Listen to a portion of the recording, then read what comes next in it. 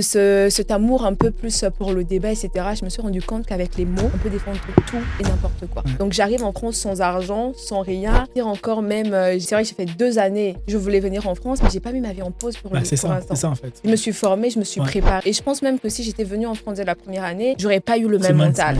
Parce que la France, comme tu as dit, il y a des opportunités, il y a des bonnes comme il y a des mauvaises. Quand tu sais pas ce que tu veux, tu vas très bien te perdre. C'est vrai. Trop facile même. Qui sont en processus de Campus France, persévérer, c'est dur, mais préparez-vous aussi. Moi, dès mon première semaine, j'ai déjà mon CV. Mon Dieu! Ah non, mais j'étais focus. Que tu as besoin d'argent. Et la seule opportunité qui se présente à toi, c'est d'aller travailler sous moins 5 degrés. Et du coup, tu te dis, je prends, je laisse. Puisque tu n'as pas d'autre option, tu prends. Je me dis, je sais ce que je veux. Je veux pas appeler de personnes qui m'ont reçu avec autant d'amour, autant de bienveillance. Si je peux contribuer à quelque chose, je contribue. Et du coup, je vais chercher mon argent. Des rêves, des ambitions. Quelqu'un qui intègre une des grandes écoles d'ingénieurs en France. Aujourd'hui, on reçoit une jeune dame qui a une touche qui est particulière, que j'apprécie très bien. Et dès que j'ai vu son post en fait sur LinkedIn, je me suis dit, purée, elle a quelque chose de spécial. On va dire de l'audace. On va découvrir son parcours durant tout le long de ce podcast. Mais en tout cas, ce que vous allez écouter certainement va vous pousser à aller vers vos rêves. Aujourd'hui, on reçoit Propice Zolo ou Nzolo en fonction de comment vous le prononcez. Bienvenue dans le monde des possibilités. Dis-nous un peu, est-ce que tu as toujours eu cette faculté-là, cette facilité-là à parler en public? Alors, c'est une très belle question. C'est le but. C'est surprenant de commencer par là. Je dirais qu'il y a des choses, on ne se rend pas compte directement. Et c'est ce qui est beau aussi dans la vie, c'est qu'on a besoin des autres comme miroir pour nous permettre de mieux réaliser les compétences qu'on peut avoir beaucoup plus facilement. Donc, je dirais que c'est peut-être quelque chose qui était là depuis toujours, mais je ne me suis jamais aperçue de ça très tôt. Ce qui fait que moi, par exemple, à l'école primaire, au collège, etc., j'étais un peu celle qui expliquait les cours aux autres.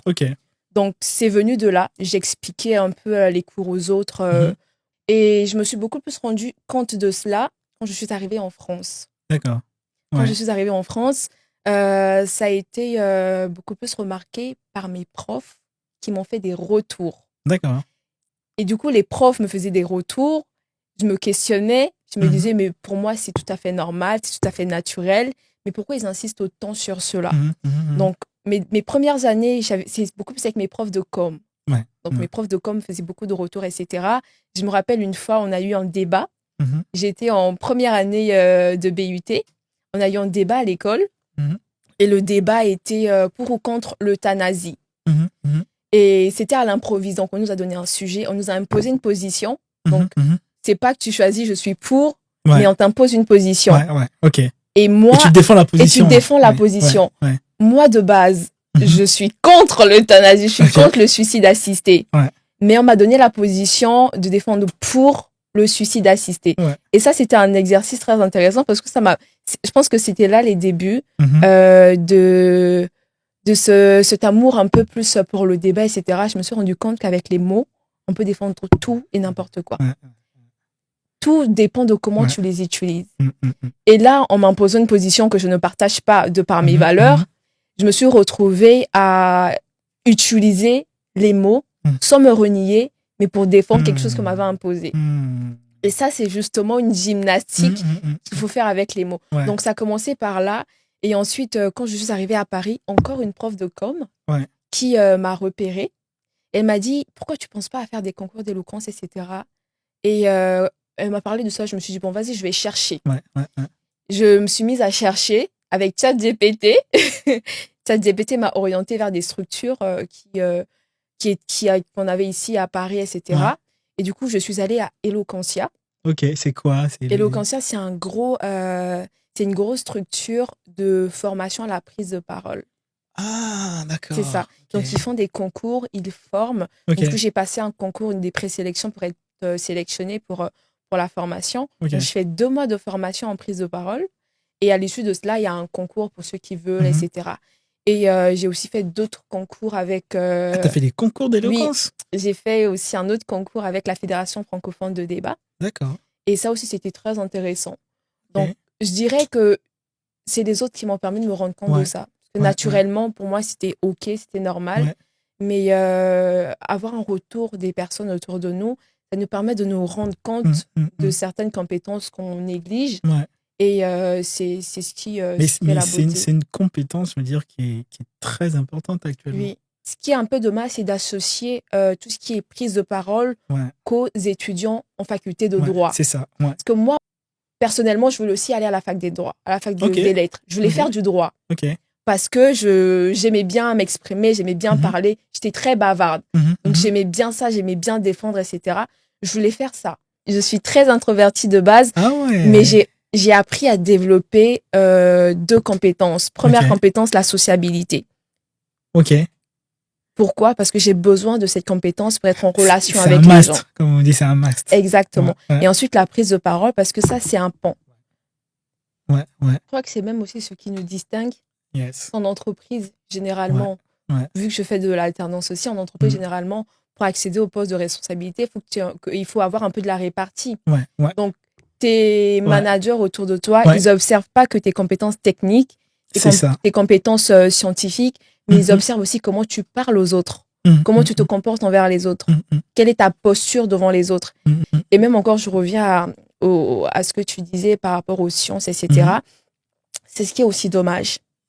C'est que on nous a beaucoup mis l'accent sur le fait que, et même aussi en Afrique, généralement, on est en toute transparence, on a tendance à négliger celui qui dit « moi, je fais philosophie ». On a tendance à négliger celui qui dit « moi, je fais sciences et je fais lettres », par exemple. Moi, je fais littérature ancienne, je fais histoire. Surtout les historiens. Ça, c'est un vrai débat. Mais est-ce que c'est pas aussi contextuel en fonction du pays? Parce que, j'en dire, celui qui fait lettres, prenons le cas, je sais pas, du Congo, de la RDC, mais qu'est-ce qu'il gagne après? Enfin, est-ce qu'il a vraiment des débouchés pour s'en sortir derrière? Là, il y a 2 cas. Il y a le premier cas où c'est souvent ce qu'on conseille aux gens, c'est de choisir une filière en fonction des débouchés. Et il y a le deuxième cas, c'est de suivre ce qui fait battre notre cœur. Et là, le problème, finalement, le problème, c'est pas les élèves, c'est pas les étudiants qui sont passionnés par les lettres. Le problème, c'est le système qui favorise c'est vraiment le système. Je suis d'accord avec toi. Des deux. Parce qu'on a besoin des deux. On a besoin des personnes techniques pour faire avancer les choses, construire, etc., des infrastructures, etc. Mais on a aussi besoin des profils purement littéraires. Parce que quand on va à l'histoire, on a besoin des personnes qui connaissent l'histoire de l'Afrique, qui sont capables de la retransmettre. Aujourd'hui, malheureusement... Comme Théophile Obenga. C'est ça. Malheureusement, on n'a plus cette appétence avec notre histoire africaine, l'histoire congolaise, pour être beaucoup plus précis. Et même aussi la culture. C'est les littéraires qui font nourrir la culture. La culture, c'est du soft power. C'est vraiment un outil de puissance. Aujourd'hui, toi et moi, quand on parle de manga, on sait c'est quoi. On pense direct au Japon. Aujourd'hui, quand on parle de Airbnb, RNB. Voilà. RNB en musique. On pense aux States. Donc, il y a c'est vraiment une puissance culturelle. Même le cinéma aujourd'hui, les États-Unis avec Hollywood, etc., ils ont réussi à s'imposer à l'échelle mondiale grâce à la culture. Donc, on a besoin des deux. On a besoin des profils purement littéraires. On a aussi besoin des profils techniques. Mais ce qui est dommage, c'est que il y a dans certaines circonstances, certains environnements qui favorisent pas le développement des deux. Mais est-ce que la réalité, si on parle vraiment au contexte, toi et moi, on vient du Congo, Brazzaville. Donc, merci au Congo. On savait qu'il fait. Merci au Congo quand même. Si on parle, on voit vraiment par rapport au Congo, Brazzaville, ou par rapport à d'autres pays d'Afrique, je n'ai pas envie de retenir sur un seul pays, mais le constat est quasiment général un peu partout, en tout cas dans l'Afrique francophone. Si on voit vraiment, en fait, nos pays, est-ce que le besoin actuel, je sais pas, je paraphrase un président qui disait, mais est-ce qu'on a besoin des gens qui nous parlent de la littérature? On a besoin des gens qui savent réparer un frigo, des gens qui savent réparer une voiture. Parce que nos besoins actuels, on va dire clairement, par rapport à l'Occident, par rapport à la France maintenant, on a des années-lumière encore pour l'instant. Donc on a besoin des métiers qui sont, des profils qui sont techniques pour pouvoir répondre aux besoins réels. Mais est-ce que c'est pas pour ça, en fait, que ces métiers littéraires, en fait, sont en dégression chez nous? Je pense que d'une part, oui, mais d'autre part, moi, je veux vraiment avoir cette petite nuance parce qu'en disant qu'on a besoin d'ingénieurs, on a besoin de techniciens, on peut très facilement négliger. C'est vrai. Mais c'est le cas, disons-le franchement, c'est le cas actuellement. Exactement. Ceux qui font histoire, pardon, je te donne la parole, mais ceux qui font histoire, je vois pas quel débouché qu'ils ont au dehors de devenir professeur au pays, dans les pays. Je vois pas d'autre. Ça, c'est parce que tu me diras le contraire. C'est la limite qu'on a, malheureusement. C'est la limite qu'on a, c'est la contrainte qu'on a. Ouais. Voilà pourquoi le problème il est beaucoup plus profond. Il faut vraiment essayer de voir comment valoriser chaque personne à son échelle. Parce que ça ne sert à rien. Déjà, il y a une chose qui est totalement juste, c'est que effectivement, on a besoin d'ingénieurs, on a besoin de profils techniques en Afrique. Parce que c'est ce qui construira notre système. Je vais par exemple prendre l'exemple du Japon. Le Japon, avant le 19e siècle, c'était vraiment très féodal. C'était vraiment, il n'y avait pas d'ouverture vers le monde. Mais avec le gouvernement Meiji, ils ont vraiment réussi à copier le modèle occidental. Donc, ce qu'ils ont fait, c'est que pendant 30-40 ans, ils ont formé majoritairement des profils techniques, scientifiques, pour pouvoir développer leur nation. Donc, en très peu de temps, même pas un demi-siècle, ils ont vraiment réussi à tout transformer. Ils ont mis l'accent sur l'éducation. C'est clair. Ils ont mis l'accent sur l'éducation. C'est même pareil en Chine, c'est pareil. Exactement. Et c'est ce qui fait même qu'après les deux guerres, le Japon a totalement été détruit. Mais par contre, grâce à l'héritage de l'éducation, le Japon a réussi à se reconstruire en 20 ans. Mais nous, ça fait des années qu'on a l'indépendance, mais on n'arrive toujours pas à se reconstruire. Il faut dire qu'on a besoin de ces profils-là. Et la Chine aussi a copié le même modèle. Je crois qu'ils ont envoyé beaucoup de leurs compatriotes à l'étranger pour les former dans les métiers. Et aujourd'hui, la Chine, c'est le premier pays avec le nombre avec plus d'ingénieurs. Et ça forme des ingénieurs comme des bouts de pain. Et c'est ce qui aussi... C'est ce qui cache aussi derrière la réussite de la Chine aujourd'hui, et même du Japon, c'est devenu des grandes puissances. Parce qu'ils ont réussi à mettre l'accent sur les métiers qu'ils n'arrivaient pas à valoriser avant, les métiers techniques. Mais c'est le cas aussi de la Corée du Sud, si tu veux. Exactement. Corée du Sud aussi, c'est le même format. Et ça, c'est un héritage qu'ils ont pris en Occident. Donc, finalement, l'Occident nous apprend des choses. L'Occident nous montre comment ça fonctionne. Qu'est-ce qu'il faut mettre en place? Et c'est là que je te rejoins. On a besoin des profils techniques en Afrique. On a besoin aussi qu'aujourd'hui, Luc retourne au Congo, Propice retourne au Congo, finalement, avec tout ce qu'on a pu acquérir ici comme connaissance pour construire notre nation. Mais toutefois, on a aussi besoin des personnes littéraires. Je ne suis pas littéraire, mais j'aime beaucoup la littérature. Je dis souvent, j'ai un esprit scientifique, mais avec une âme littéraire. Parce que finalement, on a besoin d'un peu des deux. C'est vrai que, comme tu dis, c'est-à-dire qu'il faut qu'on mette chaque personne à sa place. Exactement. Et moi, je trouve ça dommage que dans beaucoup de pays, les pays d'où nous venons, que les métiers littéraires sont mis à côté. Mais c'est ce qui est dommage. Aujourd'hui, on aurait pu avoir beaucoup d'écrivains, par exemple. La France, aujourd'hui, en littérature, on parle des écrivains français, Albert Camus, etc. Mais au Congo, on a nos profils aussi. On a des jeunes. Moi, je sais qu'aujourd'hui, si on va à Mariangwabi, il y a des jeunes qui font histoire, qui font philosophie, mais qui sont très forts avec la pensée critique. Et ces jeunes-là peuvent construire des débats. Et le débat, c'est ce qui fait évoluer les consciences, c'est ce qui bâtit. Si on leur donne la parole, si on leur valorise, on aurait des écrivains, on aurait des poètes, on aurait Aujourd'hui, on voit beaucoup de jeunes qui se réfugient dans le slam, etc. Parce que, encore là, le slam, vu que c'est un peu médiatisé, tu peux un peu te distinguer. Mais la littérature pure, on la perd. Alors que c'est notre héritage. Et c'est vrai que même quand je parle de littérature, moi, je sais qu'il y a des littéraires qui ont pu se distinguer au Congo quand même. Je parle de Tati Lutar, Émile Zola. Et Alain Maboko également. Alain Maboko. Alain Maboko, il a vécu au Congo. Et même Maureen Jombo aussi, l'ancien ministre. Et c'est là qu'on comprend que c'est nous qui négligeons notre histoire. C'est vrai. Quand tu viens en Occident, tu te rends compte, moi j'ai rencontré une dame, elle vient de la Roumanie, elle est passionnée par l'histoire. Elle est passionnée, mais d'une manière... Et même moi, je me dis, mais je suis africaine, mais je suis pas autant passionnée que toi. Ouais. Pourquoi? Parce qu'on ne remarque pas la richesse qu'on a dans notre histoire. Ouais. C'est particulier. Nos coutumes, nos traditions, c'est ce qui nous construit. Et si on continue à négliger autant ces profils-là, on va tout perdre. Dans 50 ans, on ne saura plus. En fait, on va perdre notre histoire. Alors que notre histoire, c'est ce qui nous différencie. C'est aussi ce qui développe l'économie, parce que les gens vont venir dans un pays par du tourisme. Je suis intéressée par ce qu'ils font. Mais il faut une histoire derrière, il faut la raconter. Il faut la raconter. Ah oui. Est-ce que tu as toujours été confiante quand tu prends la parole en public? Je crois que c'est parce que en fait, quand on prend la parole, il faut mettre l'accent sur le message que tu transmets et aussi te connecter avec la personne avec qui tu discutes. Yes, Tu vas peut-être remarquer que je regarde beaucoup dans les yeux parce que j'ai besoin de connexion. J'ai besoin de me connecter avec la personne. Parce que pour moi, c'est vrai qu'il y a des gens qui nous regardent, qui nous regarderont derrière. Mais pour moi, c'est un moment où je partage avec toi. Et j'ai besoin de me connecter avec toi. C'est comme une discussion. Et je pense que ce qui enlève aussi, par exemple, peut-être on a le trac, etc., c'est parce qu'on n'essaie pas simplement de se connecter avec la personne avec qui on parle. Parce que de base, les gens sont bienveillants. Ça, c'est un conseil qu'on m'a dit.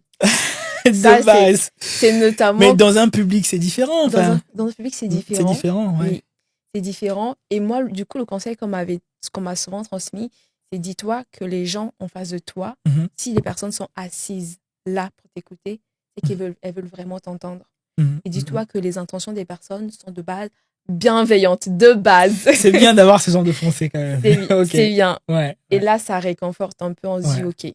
C'était comment ta première fois en public où il y avait au moins un certain nombre de personnes?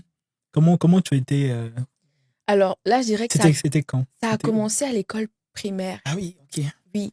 Les récréations ou les... Non, les cérémonies de remise de diplôme. Ouais, ok. Donc, je faisais parfois des théâtres. Ok. Donc, il y avait ces événements-là. Et ensuite, ça a évolué de théâtre à discours. Donc, puisque j'étais souvent, tout mon collège, mon primaire, c'était la première de l'établissement. Donc, du coup, je faisais un discours. Okay. Et ça a évolué comme ça. Et ensuite, tu faisais un discours le jour de la remise de diplôme, okay. C'est ça. Okay. Et après, c'est évolué avec mon église aussi. Ok. Parce qu'à l'époque, j'étais catholique. Donc, du coup, dans mon église, j'avais fait un témoignage. On m'avait appelé pour faire un témoignage, je parlais un peu de mon parcours. Et là, c'était à la nuit la nuit du réveillon. Je crois qu'il y avait au moins 2000 personnes dans une grosse paroisse. Et là, j'ai commencé à... Mais vraiment, je ne regarde pas le nombre de personnes. Moi, je suis vraiment très focus sur ce que j'ai à partager.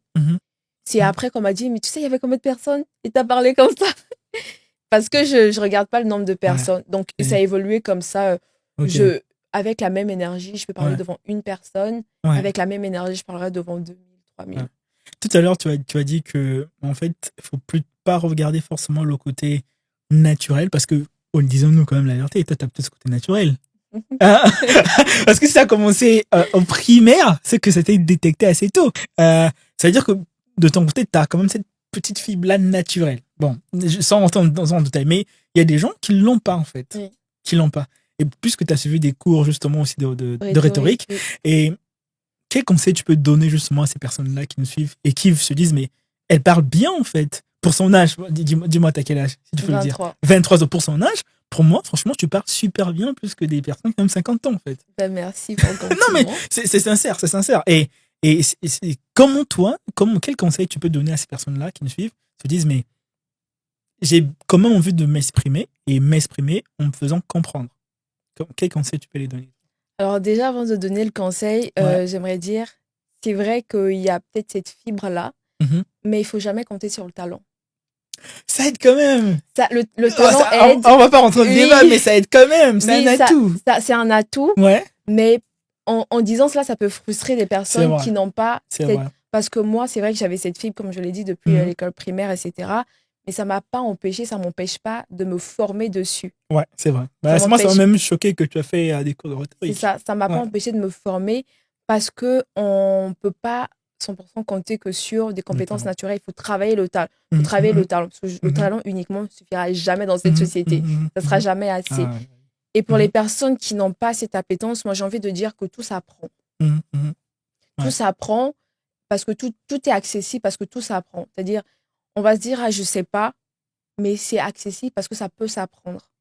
Et il n'y a rien qui est hors de portée. Ça s'apprend avec un peu de volonté, avec un peu de travail et surtout avec l'amour de l'échéance, accepter qu'on peut se... Moi, j'ai déjà fait des discours où en plein milieu, j'ai oublié mon texte.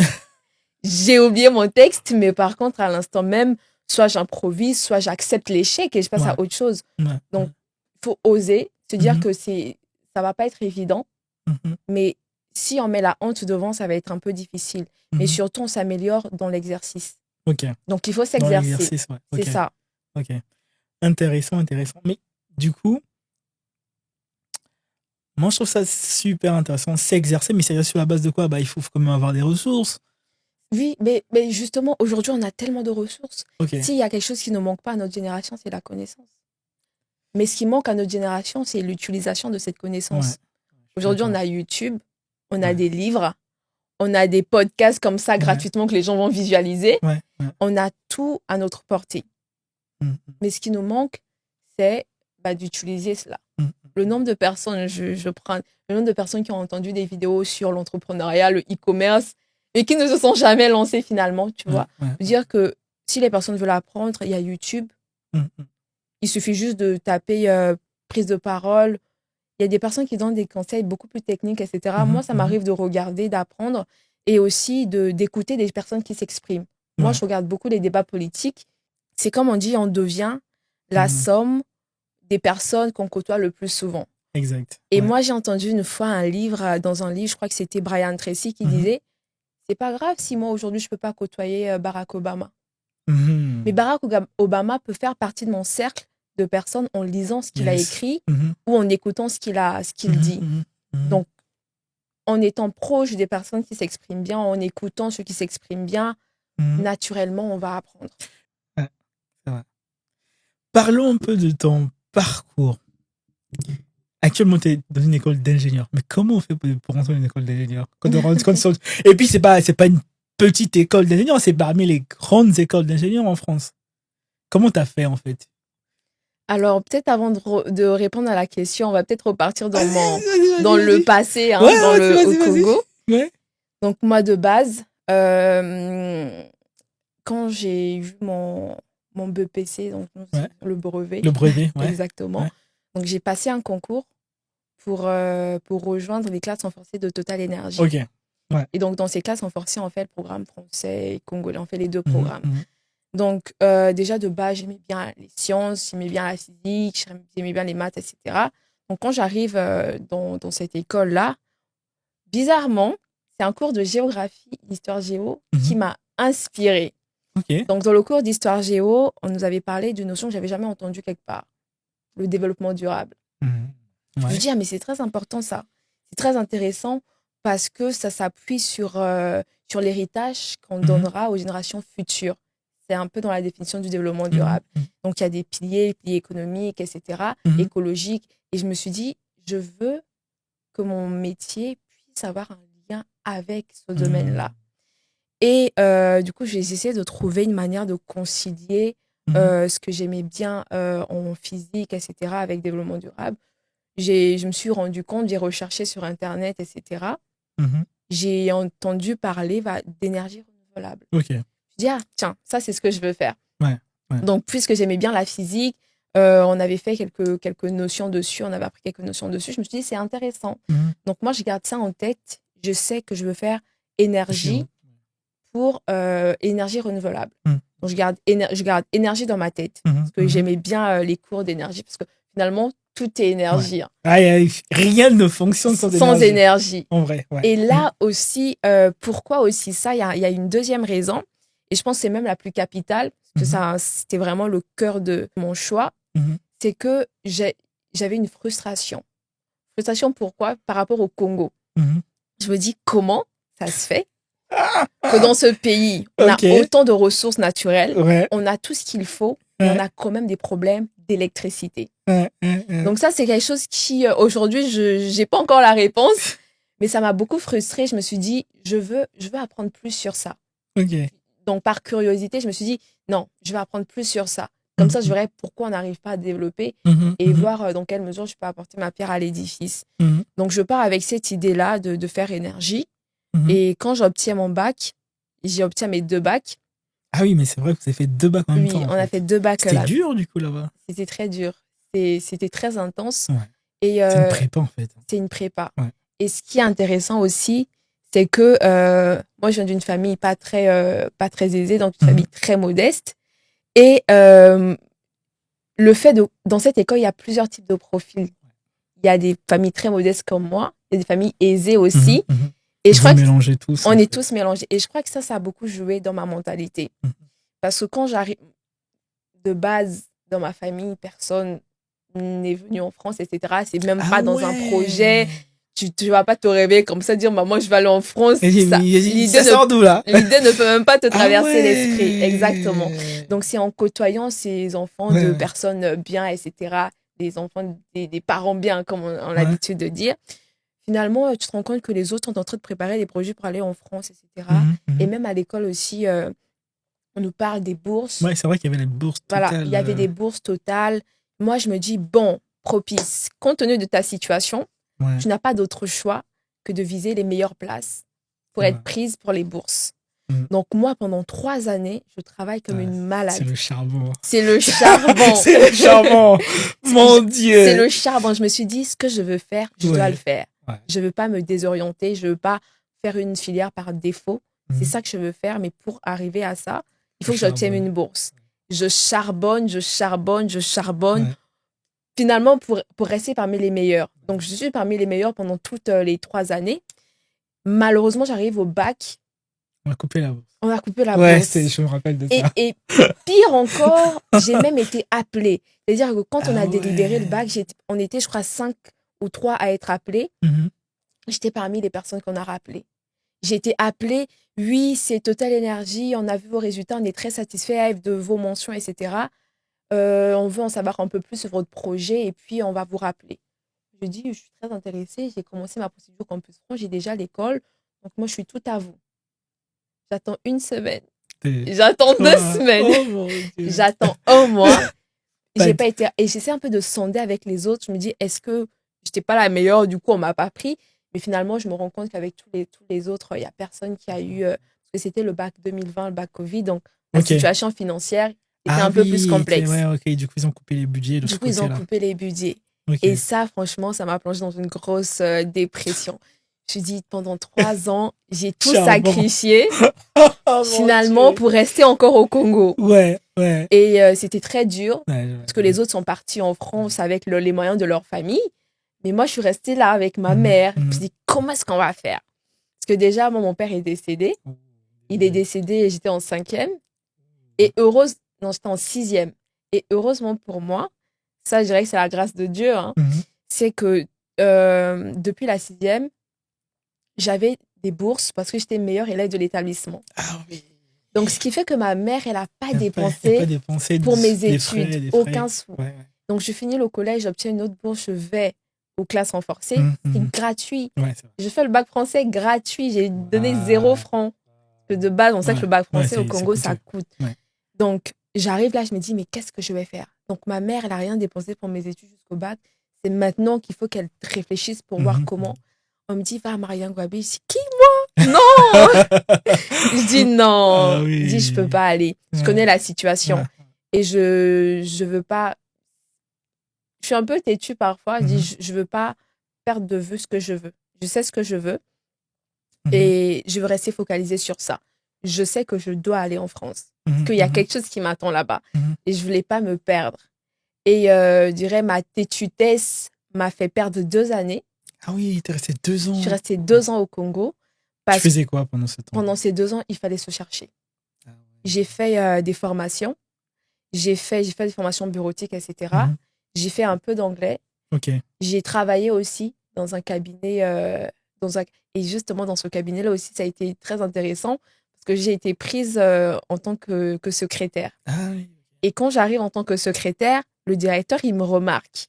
Il me dit, toi, tu vas former mes étudiants. Et du coup, comme ça, je passe de secrétaire à formatrice. Oh my goodness. Et il me demande de former ses étudiants en développement personnel. Tu faisais du développement personnel? J'ai fait du développement personnel. Ah oui. J'ai formé des étudiants, j'ai préparé. Mais tu as appris là-bas ou Déjà, je lisais beaucoup en développement personnel. Okay. Donc, j'avais beaucoup de... À cette époque-là, je voulais vraiment travailler mon mental parce que c'était très dur. Ouais. Et du coup, je me suis beaucoup intéressée à ces notions-là. Et du coup, il me dit, tu as 1 semaine pour me préparer une formation, un programme de formation. Je crois que je peux encore la voir dans mes archives. Je prépare un programme de formation de 3 semaines. Et pendant 3 semaines, à fond, je forme ces étudiants, etc. C'était une belle expérience, finalement. Oui. Donc, j'ai fait ça. Et j'ai aussi fait du commerce. Donc, j'ai vendu un peu de tout. Il fallait chercher l'argent. Il fallait survivre. Donc, j'ai fait du commerce. J'ai vendu des perruques pour femmes. J'ai vendu plein de choses. J'ai tout fait. Il fallait chercher des moyens. Ouais. Et derrière, finalement, j'arrive à convaincre ma mère pour essayer de faire un prêt à la banque. Elle est fonctionnaire. Donc, c'est grâce à ce prêt. Il fallait attendre que le prêt soit accepté. Il fallait les conditions, etc. Donc, pendant 2 ans, après le bac, l'année du bac, je fais Campus France. Bon, j'ai l'école, j'ai pas d'argent, je laisse tomber. L'année d'après, je fais Campus France aussi, j'ai l'école, j'ai pas d'argent, je laisse tomber. La troisième fois, je fais, et c'est là qu'on a le financement. Okay. Et là, du coup, ça a marché. Déjà, quand on a fait, j'ai dit, Seigneur, là, c'est un chemin de non-retour. Parce que quand tu t'investis dans les démarches, si ça marche pas, tu perds tout. J'ai dit, Seigneur, là, c'est un chemin de non-retour. Donc, j'arrive en France. J'ai le visa, j'arrive en France avec 1 mois de retard déjà à l'école. Donc, j'arrive en France en BUT, génie, à l'époque, ça s'appelait génie thermique et énergie. Okay. Maintenant, c'est métier de la transition et de l'efficacité énergétique. Donc, c'est ce que je voulais faire, toujours dans cette même notion d'énergie. J'arrive avec 1 mois de retard, mais j'arrive à rattraper. Et là, je me dis, il ne faut pas que tu te loupes. Ça se passe comment ton arrivée en France? C'est très dur. C'est très dur parce que j'arrive en France. Est-ce que tu as un logement? Bah justement, j'arrive, heureusement. Ah, mais il y a des difficultés, hein, vraiment. Heureusement pour moi, c'est que j'ai une marraine. Ah oui, ça c'est cool. Et du coup, elle habitait en Belgique. Ok. Et elle a ses nièces qui sont ici en France. Donc, heureusement pour moi, j'étais aussi acceptée dans une école où il y avait sa nièce. Okay. Et du coup, c'est sa nièce qui m'héberge pendant 1 an. Donc, j'arrive en France sans argent, sans rien. Et pire encore, même, pour la petite histoire, étant donné que les billets d'avion coûtaient très cher. Donc, moi, je dis, maman, t'inquiète pas, on va prendre le moins cher. Avec 400 000, tu peux trouver un billet. Je prends un billet par une agence, etc. Et eux, ils me font pas le billet de transit, le visa de transit. Donc, j'arrive en Turquie. On me dit, mais il vous faut un billet de transit pour prendre le prochain avion pour aller en France. Sans ça, vous partez pas, vous restez ici. C'est comme ça maintenant? C'est comme ça. Ah là là, je me suis dit, mais qu'est-ce que je fais là? J'ai pas d'argent. C'est-à-dire que je voyage sans argent. Qu'est-ce que je fais? Je me suis dit, Seigneur, donc je peux encore repartir au Congo. Mais là, heureusement, encore là, l'aisance relationnelle, bien avant ça, dans l'avion, je sympathise avec une personne, avec une fille qui était près de moi. On ressort, etc. On continue à discuter. Elle aussi est partie en France. Quand je me rends compte de ma situation, elle me dit, écoute, t'inquiète. Moi, j'ai de l'argent, j'ai voyagé avec de l'espèce. Je te prête. Quand on arrive en France, tu me rembourses. Du coup, c'est elle qui m'aide à payer un autre billet pour venir. Mais franchement, c'est par exemple, pour ceux qui sont au Congo ou en Afrique, c'est les difficultés qu'on dit quasiment rarement, tu vois. Oui. Et c'est le but de ce podcast, c'est vous montrer également que moi, je dis souvent qu'on peut réussir partout où on est. Et je trouve ça dommage que tout le monde... il faut venir en France. Pour ceux-là qui veulent venir, il faut venir. Parce que franchement, il y a des opportunités. Exactement. On ne va pas se le cacher. Mais ça ne veut pas dire que... il y a des gens qui mettent leur vie en pause pour se dire, tant que je ne suis pas en France, je ne fais plus rien. Ça, c'est vraiment dommage. Et là où tu es, en fonction de ton niveau, forme-toi. Continue à te former. Il y a des gens qui réussissent partout. Je te coupe pas. Vas-y. Non, mais c'est très profond. Non, mais c'est totalement vrai. Je te laisse continuer. Parce que souvent, les gens, un peu aussi pour faire écho à ce que je venais de te dire, c'est vrai que j'ai fait 2 années. je voulais venir en France, mais j'ai pas mis ma vie en pause pour l'instant. C'est ça, en fait. Je me suis formée, je me suis préparée. Et je pense même que si j'étais venue en France dès la première année, j'aurais pas eu le même mental. Je me serais totalement perdue. J'aurais pas eu le mindset. Et je pense que c'est un peu le process de Dieu aussi, parce qu'il fallait me former. Donc, ça m'a appris à mieux me connaître, à me former, à essayer de toucher un peu de droite à gauche. J'ai fait le stage, j'ai fait des formations. Donc, j'ai vendu des choses, ça m'a permis aussi de mieux me connaître. Ça fait que quand tu arrives en France, tu n'es pas perdu. Tu n'es pas perdu. Tu sais qui tu es. Tu sais ce que tu veux. Parce que la France, comme tu as dit, il y a des opportunités. Il y a des bonnes comme il y a des mauvaises. Quand tu ne sais pas ce que tu veux, tu vas très bien te perdre. C'est vrai. Trop facile même. Donc, je crois que ceux qui sont en processus de Campus France, persévérer, c'est dur. Mais préparez-vous aussi. Il faut vous préparer avant de venir affronter la France. Tu vas pleurer. Hein. Tu n'as pas d'argent, tu vas pleurer. Et moi, j'arrive un peu comme toi et j'ai pas d'argent. Donc, c'est cette famille-là qui me prend en charge. Et heureusement pour moi encore, parce que j'avais cette relation-là. Et j'arrive, il faut trouver un job étudiant. Moi, dès ma première semaine, j'ai déjà mon CV. Mon Dieu! Ah non, mais j'étais focus. Ah ouais! Dès ma première semaine, j'ai déjà un CV. Je vais déjà déposer McDo, Burger King, etc. partout. Je vais déposer. J'arrive en octobre. Je passe des entretiens, etc. J'ai pas encore de retour. Et là, je trouve une opportunité pendant la fête de décembre d'aller ça, ça a été très dur. D'aller travailler en agroalimentaire. Wow. Dans le froid. Dans les usines agroalimentaires. C'est là que tu te rends compte. T'étais à moins combien de degrés là? C'était à 0, moins 5. Ouais. Et là, tu te rends compte que la vie, elle est dure. Moi, je veux que tu insistes bien pour les autres qui me suivent que ce n'est pas aussi facile qu'on l'en pense. Ce n'est pas facile. Que tu as besoin d'argent. Et la seule opportunité qui se présente à toi, c'est d'aller travailler sous moins 5 degrés. Et du coup, tu te dis, je prends, je laisse. Puisque tu n'as pas d'autre option, tu prends. Et c'était dur. Mais puisque je savais ce que je voulais encore, c'est ça qui... j'ai même des larmes aux yeux. C'est ça qui... c'est ça qui donne la force de continuer. Je me dis, je sais ce que je veux. Je ne veux pas abuser non plus des personnes qui m'ont reçu avec autant d'amour, autant de bienveillance. Si je peux contribuer à quelque chose, il faut que je contribue. Et du coup, je vais chercher mon argent. Je vais travailler dans le froid. Et parfois, il n'y a pas de bus, tu marches, etc. Et je finis ça, je trouve, au McDo. Je trouve un CDI au McDo. Un peu plus stable, quand même. Un peu plus stable. C'est dur aussi, parce que tu commences tes cours à 8 heures. Tu étais où à Lorient. À Lorient, ok. Oui. Tu commences tes cours à 8 heures, tu finis à 18 heures, tous les jours sans exception, sauf le jeudi quand même. Et tu vas ensuite au travail de 19 heures, finis à 22 heures, 23 heures. C'est une province, il n'y a plus de bus. Donc tu finis, tu dois marcher. Ou tu négocies avec un collègue, une collègue pour te raccompagner. Ce qui fait que c'est très difficile parce qu'à la fois, il fallait maintenir le cap au travail pour continuer à être payé. Il fallait aussi maintenir le cap à l'école pour ne pas te perdre. Donc, ce qui fait que j'étais vraiment dans un mood où je survivais. Mais heureusement que les classes renforcées m'avaient un peu aussi formée dans la rage de travailler dur, etc., dans la difficulté. Ce qui a fait que j'arrivais à trouver mon équilibre et à très bien m'en sortir à l'école. Donc, les gens doivent se rendre compte qu'aujourd'hui, c'est vrai que je suis dans une grande entreprise, je fais mes études, etc. Les gens doivent se rendre compte que les gens viennent de quelque part. Donc, on a tous un background. Donc, pour moi, c'est quelque chose que je dis avec fierté pour dire que c'est ce qui m'a construit. On commence tous de quelque part, on commence tous d'un point. Et il faut être fier de son parcours. Et c'est ce qui peut motiver une personne à se dire, c'est pas grave si aujourd'hui, j'ai pas l'alternance que je veux encore. C'est compliqué aussi le problème d'alternance. Si j'ai pas le stage que je veux encore, si j'ai pas les sous que je veux encore, j'ai pas encore le job étudiant, il faut être patient et prendre ce qui se présente à nous. Même si c'est tout petit, prendre.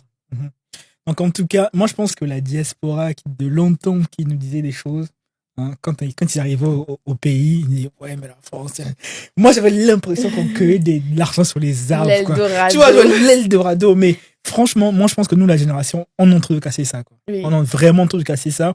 Et il faut se rendre compte que moi, franchement, j'insiste, c'est vraiment une terre d'opportunités, comme tu dis, bien mauvaise, mais également pour les gens, souvent, il y a des gens au pays qui se disent, envoie-moi l'argent, mais pourquoi tu ne me vois pas? Et tout. Mais deux fois, ils ne se rendent pas compte dans des telles difficultés. Tu vois. Tu imagines, toi, la nuit, tu vois, tu finis à 23h, tu marches, la difficulté que tu as. En plus, une femme. C'est... Tu risques des gens malveillants qui passent en route. Bref, Dieu merci, c'est pas arrivé. Tu vois, et pire que ça, t'as le temps. Le temps qu'il fait. C'était en été, ça va encore. Oui, il fait froid parfois. Tu vois. Bon, pas parfois, il fait froid. Tu vois, en été, ça va, mais quand tu sors de l'été, peu importe que tu sois en hiver ou d'autres saisons, il fait froid, en fait.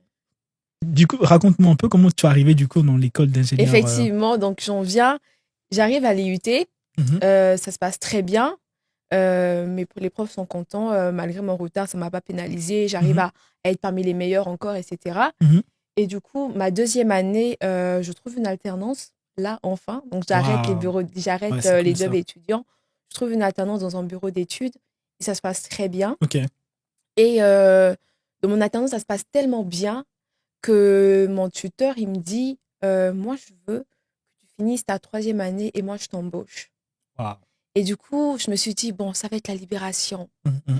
Est-ce que juste une question, je te coupe. Oui. Est-ce que tu sentais une pression par rapport au pays, par rapport à maman, que tu as pris un emprunt? Est-ce que tu sentais une pression? Oui, bien sûr. Mais déjà que ma mère, elle était sous dette, donc j'étais obligée aussi, d'une part, de... Parce qu'il y avait aussi ça qui me faisait des remords. Ça, c'est une pression mentale en se disant, ta mère s'est mise en difficulté pour toi. Donc moi, j'avais vraiment cette pression mentale. Et moi, ce que j'avais vraiment pris en charge avec ma mère, c'est la scolarité de mon frère, par exemple. Je dis, je vais m'occuper de ça, ça va déjà te décharger. Donc, il a fait son lycée, etc. J'ai pris en charge dans une école privée pour qu'il puisse... Du coup, tu avais quel âge à cette époque-là? Je suis arrivée en France, j'avais 20 ans. Mais à 20 ans, je te trouve très, très responsable. Je pense que je dois ça aussi à mes parents. Ouais, peut-être à tes parents. C'est les gènes. Ils m'ont inculqué de bonnes valeurs. Je pense que c'est les gènes, ça. Franchement, purée. Ouais, je te laisse ce que tu dis. Et donc, avec mon tuteur, ça se passe très bien. Et du coup, moi, j'étais maintenant dans cette approche-là. Je me suis dit, bon, finalement, dans tous les cas, je reste dans l'ingénierie, je fais de l'énergie. Je m'arrête, je fais ma 3e année, je pars.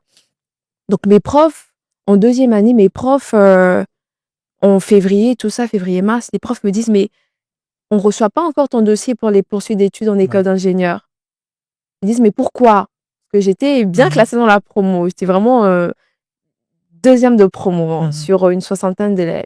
Ils me disent, mais on ne reçoit pas les autres ont déposé, mais pourquoi il n'y a pas ton dossier? Les profs me convoquent. Je dis, mais arrêtez de m'emmerder. Moi, ça se passe très bien dans mon entreprise. Je veux continuer avec eux. Donc, ils m'ont dit, je fais ma 3e année, ils vont m'embaucher, etc.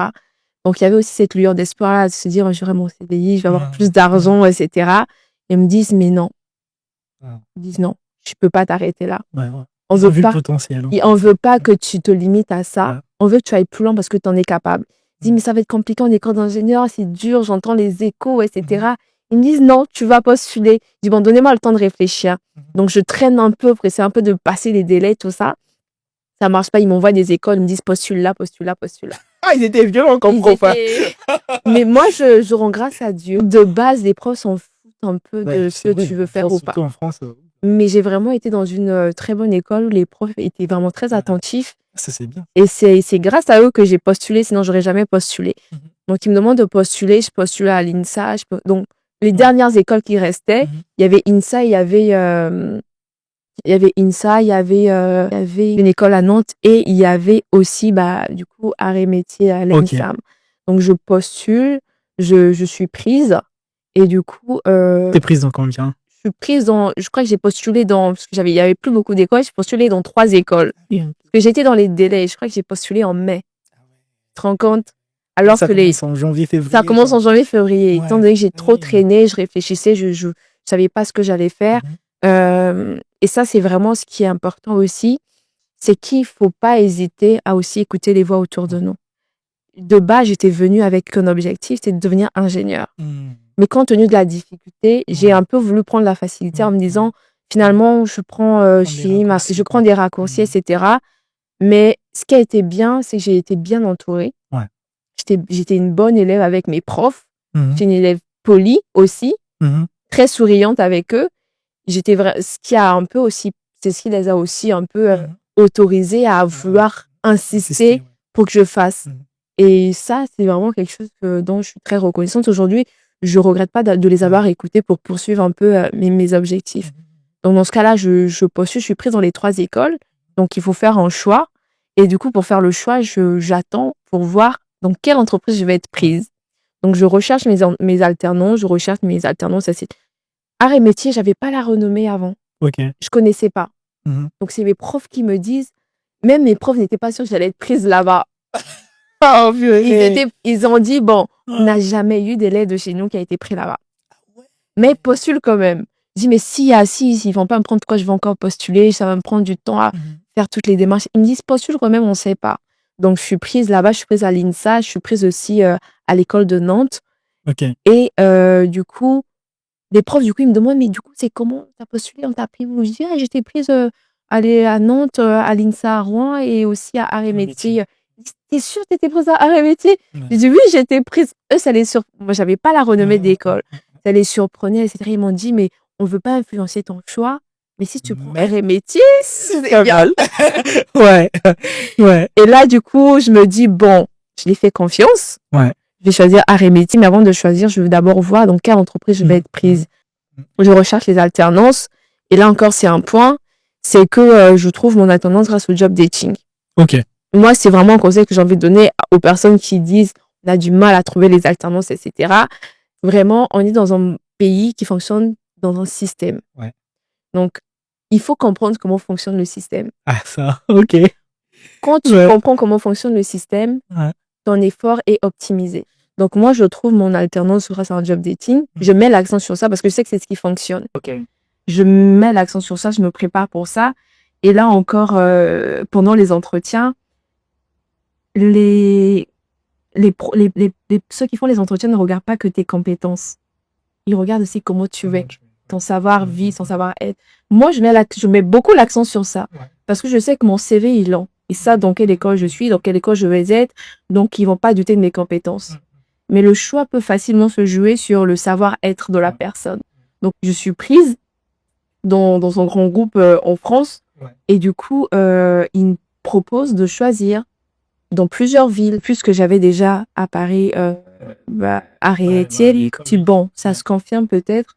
Je garde l'alternance à Paris et je prends Art et Métier. Comme ça, au moins, ça m'évite d'avoir 2 logements. Parce que ça, c'est ce que je voulais pas. Donc, voilà un peu comment je me retrouve aux Arts et Métiers. Ça s'est passé comment, en fait, l'organisation de TEDx? Comment vous êtes arrivé là, en fait? Alors, ça, du coup, un peu en amont, j'ai parlé de ma prof de com que j'admire beaucoup. On est encore en contact avec elle. Et donc, elle, quand elle me remarque à l'école, elle me dit est-ce que tu as entendu parler de... Parce qu'il y avait l'assaut déjà dans mon école qui existait depuis 2015. Mais l'année où moi je suis arrivée, il n'y avait pas eu d'événement. Parce que la passation n'a pas été faite avec l'ancienne promo d'après. Donc, j'avais pas entendu parler de l'assaut pendant les forums, etc. Mais c'est la prof qui m'en parle. Elle me dit, essaie de te renseigner auprès des 2e années sur l'association du TEDx. C'est elle qui me recommande. Je dis, ok, je vais me renseigner. Je me renseigne. Je me rends compte que finalement, ils vont relancer l'assaut. Donc, ils relancent l'assaut. Déjà, de base, j'ai beaucoup suivi les conférences TEDx sur YouTube. Donc, à l'époque, encore quand j'étais encore au Congo, je me suis beaucoup formée sur YouTube. C'est vrai que tu donnais les cours de développement personnel. C'est ça. Et donc, du coup, je regardais beaucoup des conférences. J'ai toujours aimé un peu écouter les personnes. Ça me passionne d'écouter des personnes qui s'expriment, etc., sur des thématiques. Donc, j'apprends qu'on a ça à l'école. Je dis, ça va être super. Donc, je vois que l'assaut veut se relancer. Donc, la promo précédente lance des appels aux candidatures. Et puisqu'à l'époque aussi, j'ai commencé mes concours d'éloquence, etc., mes formations, je me suis dit, ça va être un bon moyen pour moi de m'exercer. Mais je ne savais pas que c'était l'organisation d'un événement. Donc, moi, je voyais ça d'abord dans le sens où ils vont faire une conférence, je vais voir, je vais entendre les gens parler, ça va être super. Et du coup, il y a des passations qui se font, il y a des candidatures d'abord. Donc, ils font des appels aux candidatures, au poste de président, secrétaire, etc. Et on nous explique que chaque année, l'école organise un TEDx sous licence américaine. Donc, vous faites la demande de licence américaine pour avoir le droit d'organiser votre événement. Et là, vous organisez votre événement par rapport aux valeurs de votre asso, de votre école, etc. Donc, voilà pourquoi même notre thème aussi est un peu lié aux arts et métiers. Donc, on fait des appels aux candidatures, je postule. Tu postules pour quel poste? Je postule pour 2 postes. Ok. Je postule pour le poste de président. Ok. 2 postes de vice-président. Pourquoi? Et je sais pas pourquoi j'ai postulé. Ok. J'ai commencé par ça, mais j'avais cette envie. Ok. Je me suis dit, je veux. Et voilà. J'avais une vision. Okay. Je me suis dit, c'est aussi ça le point important, c'est qu'il y a certaines visions pour les accomplir, il faut avoir des postes stratégiques. Aïe, aïe, aïe. Ouais. J'avais une vision, je me suis dit, cette vision-là, pour que je l'accomplisse, je veux refaire vivre l'assaut. Je veux redonner cette image de prise de parole aux écoles d'ingénieurs qu'on n'a pas malheureusement. Donc tout ce qui est concours d'éloquence, c'est beaucoup vu dans les facs de droit, mais dans les écoles d'ingénieurs, on n'en a pas. Et moi, je veux redonner cette place d'amour de la parole dans notre école d'ingénieurs. Là, pour que cette vision s'accomplisse, il ne faut que 2 postes, soit présidente, soit vice-présidente. Je postule à ces 2 postes, je passe un entretien, je les partage, c'est une discussion, ils me posent des questions, je les partage ma vision, etc. On attend, il y a eu plusieurs candidatures, et après, on m'informe que j'ai été retenue au poste de présidente. Ah oui. Et là, c'était une belle victoire. Tu l'as fêté ou pas Ça fait, j'ai pas fêté, mais au contraire, ça m'a donné un gros coup de pression. Ouais, quand même. Oui, mais ça m'a donné un gros coup de pression derrière. Je me suis dit, il faut pas que je me loupe. Ouais. Et tout a commencé par là. Et ma mission, c'était déjà de constituer une équipe. Ensuite, d'organiser le TEDx pour l'année en cours. Ce qui fait que je récupère l'assaut, c'est des équipes. Il faut constituer des équipes, il faut constituer des pôles. Donc moi, mon objectif, c'est d'avoir une équipe solide pour nous permettre d'organiser cet événement. Donc, on se lance dans ça. C'était quoi la thématique de votre... Alors, notre thématique, c'était les engrenages de l'avenir. Ouais. On voulait vraiment mettre un accent sur le fait que l'avenir se construit aujourd'hui. On voulait vraiment réveiller les consciences pour que chacun commence à semer à partir d'aujourd'hui ce qu'on veut voir demain. Ok. Mais vous avez combien de personnes que vous avez invitées? C'était uniquement les étudiants ou il y avait d'autres personnes de l'extérieur? C'était ouvert à tout le monde. Okay. C'était un événement ouvert à tout le monde. Et même encore cette année-là, on a décidé de faire l'événement totalement gratuit. Ok. Pourquoi? Parce qu'on a voulu avoir le label du ministère de l'économie et des finances, le label de la semaine de l'industrie. Okay. Donc, on a réussi à avoir ce label-là. Pour nous, c'est aussi une manière de valoriser notre école parce qu'on est très axé sur l'industrie et le bâtiment.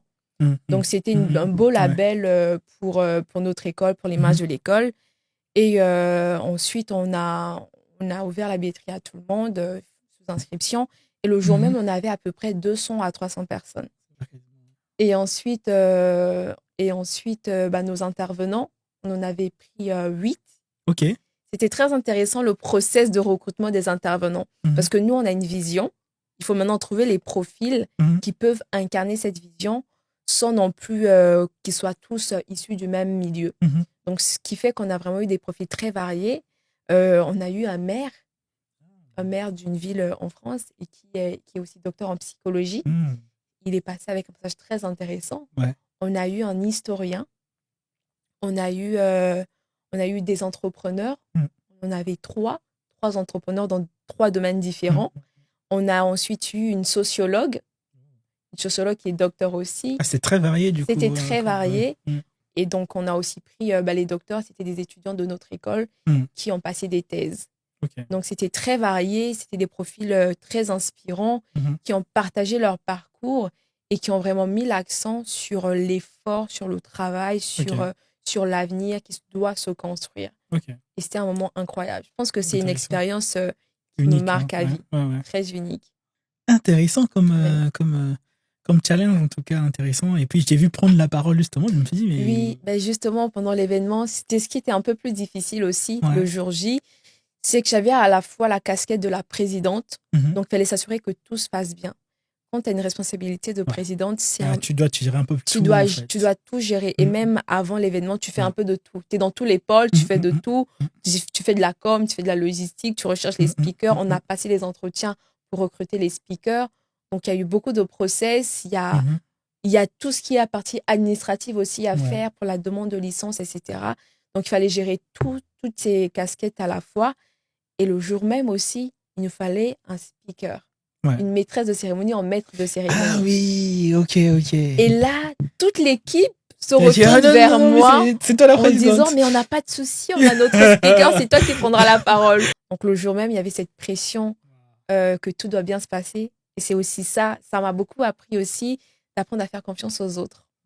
Donc se dire que, les gars, je ne serai pas avec vous, mais s'il vous plaît, faites bien les choses, vous allez gérer. Donc je crois que ça a vraiment été une expérience qui m'a permis de mieux connaître mes forces en tant que leader, de mieux me sentir alignée et de mieux m'affirmer. Parce que gérer une équipe, c'est pas évident. Bah oui, le management, l'équipe. Et puis vous êtes collègues en fait au final. Vous êtes collègues. Déjà que c'est une association, personne n'est payé pour. Donc il faut vraiment trouver les bons compromis, les bons mots en fait, pour bien faire les choses et savoir aussi valoriser chacun pour encourager à mettre au profit des autres son talent, ses compétences, etc. Et donc, le jour J, je suis aussi maîtresse de cérémonie. J'ai pas eu le temps en amont de tout préparer correctement parce que j'avais pas le temps. Il fallait aider les autres. Mais ça se passe très bien. Et même encore aujourd'hui, il y a encore des personnes qui me taguent sur leur post en disant c'était très bien, tu as très bien assuré la maîtrise de cérémonie. Et pour moi, ça me fend le cœur de me rendre compte que finalement, tout le sacrifice qu'on a eu à faire, l'énergie qui a été mise en avant, etc., est valorisée. C'est une très, très belle expérience.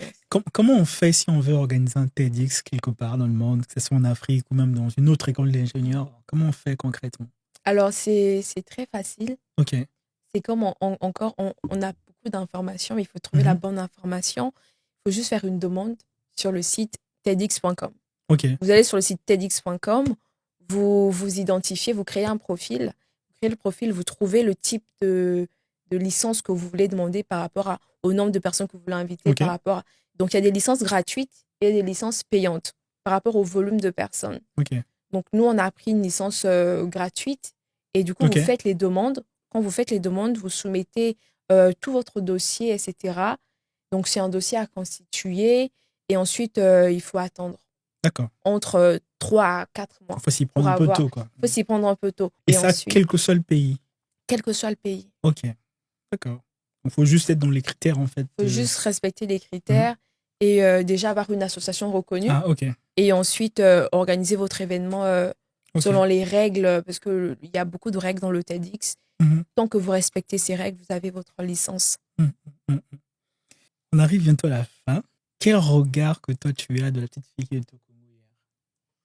Alors, de la petite fille, le regard que j'ai, je dirais que c'est un regard de reconnaissance parce que la petite fille d'hier m'a permis d'être celle que je suis aujourd'hui.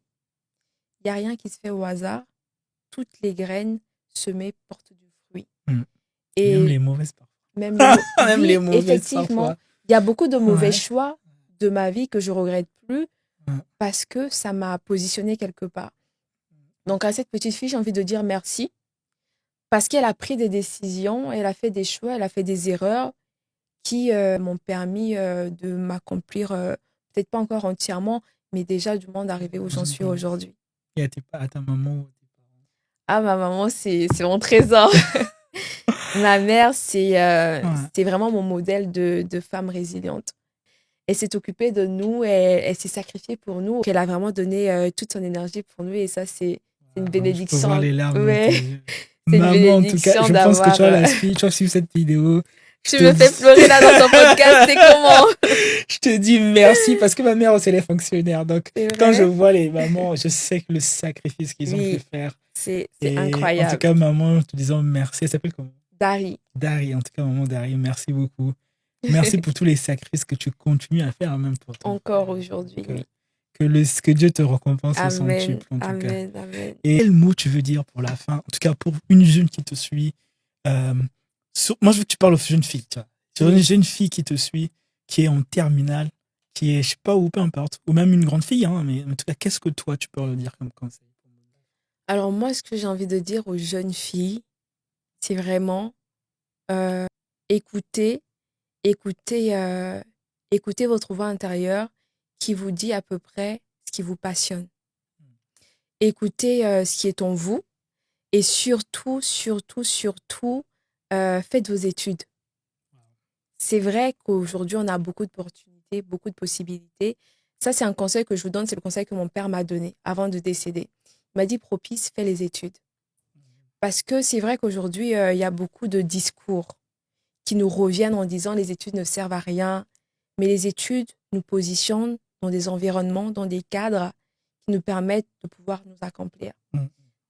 J'ai envie de dire à ces jeunes filles, faites vos études, soyez ambitieuses. Déjà, quand on parle d'esprit, il n'y a pas d'esprit masculin, d'esprit féminin. Il n'y a pas de différence entre un homme et une femme. Ce qu'un homme peut faire, une femme peut très bien aussi faire cela. Donc, que ce soit les métiers scientifiques, qui peuvent parfois paraître inaccessibles pour certains, on a besoin de vous. Que ce soit les métiers littéraires, on a besoin de vous. Trouvez ce qui vous passionne, trouvez ce qui fait battre votre cœur et rendez-vous utile à la société. Il y a une phrase qui me revient encore, qui dit « Se priver des femmes, c'est se priver de la moitié des cerveaux ». On a besoin des femmes, on a besoin de nous. Donc, allez aussi loin que vous pouvez sans écouter les stéréotypes, sans écouter les phrases qui bloquent. Mais dites-vous que vous avez en vous la possibilité, tout le pouvoir nécessaire pour accomplir votre destinée. Et surtout, ne regardez pas aux conditions actuelles, parce que la réalité, ce n'est pas la vérité. Si je regardais moi ma réalité, je n'aurais pas pu accomplir ce que j'accomplis aujourd'hui, parce que je me serais dit, j'ai pas les moyens, j'ai pas la bonne famille, j'ai pas les bons contacts. Mais ça, c'était pas la vérité. La vérité était que j'avais déjà tout en moi et qu'il fallait juste du temps pour que cela se manifeste. Donc, persévérez et surtout, gardez votre vision. Gardez votre vision, ça va être la direction. Voilà ce que j'ai à vous dire. Yes, en tout cas, gardez votre vision et surtout, si vous n'en avez pas, ayez déjà une vision très simple, une vision déjà qui va vous amener d'un point A à un point B. En tout cas, merci beaucoup d'avoir suivi et merci beaucoup à toi pour pour être venu en tout cas. Et j'espère qu'on se revoit très bientôt sur d'autres thématiques. J'espère bien. Ça serait très bien. En tout cas, prenez soin de vous et en tout cas, tout est possible. Alors, on se dit au revoir. Moi, je me suis dit peace and love. Yes.